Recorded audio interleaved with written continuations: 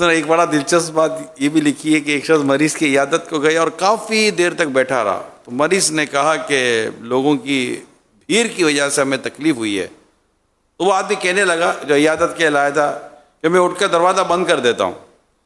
تو مریض نے کہا بالکل دروازہ بند کریں مگر باہر سے کیجیے گا. عیادت کے لیے جائے تو اچھی عیادت ہوئی ہے کہ جلدی اٹھ کر آ جائے، وہ موقع کی مناسبت سے رکے، زیادہ دیر نہ کہ اس کو بیچارے کو کیا کیا حاجتیں ہوتی ہوں گی کہ جو مطلب ہماری وجہ سے اس کے لیے پریشانی کا باعث ہوتی ہوں گی.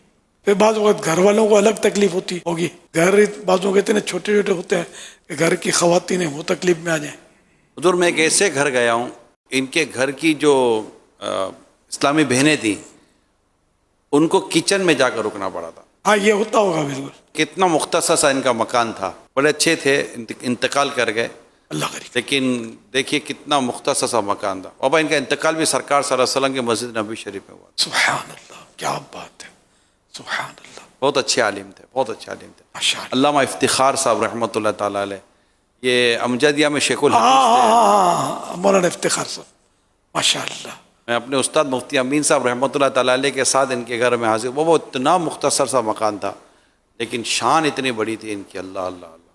سبحان اللہ. سن 80 میں آپریشن کروایا تھا میں نے.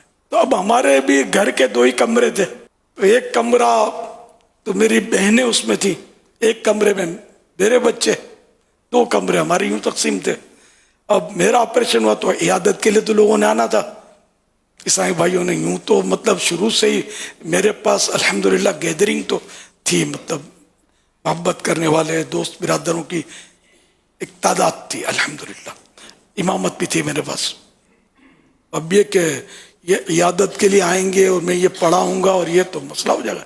جب ڈسچارج ہوا ایک آدھ ہفتہ تو 1 ہفتہ لگا شاید ہاسپٹل میں. اس کے بعد جب میں آیا تو ایک عیسائی بھائی نے آفر کر دی. انہوں نے کہا کہ میرے گھر ٹھہر جاؤ.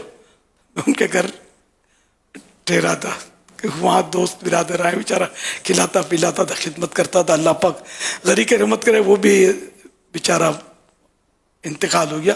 ایک میرا دوست تھا سکندر ماما مرحوم، بہت اچھے دوست تھے میرے.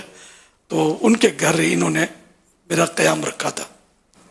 تو وہاں بھی شاید وہی مطلب 1 آدھ مہینہ میں پڑا رہا. تو یہ ہے کہ گھر چھوٹا ہوتا ہے تو آزمائش تو ہوتی ہے. اب میرے کو تو چلو کسی نے پناہ دے دی، ہر ایک کو کون پناہ دے گا، یہ بھی ہے نا.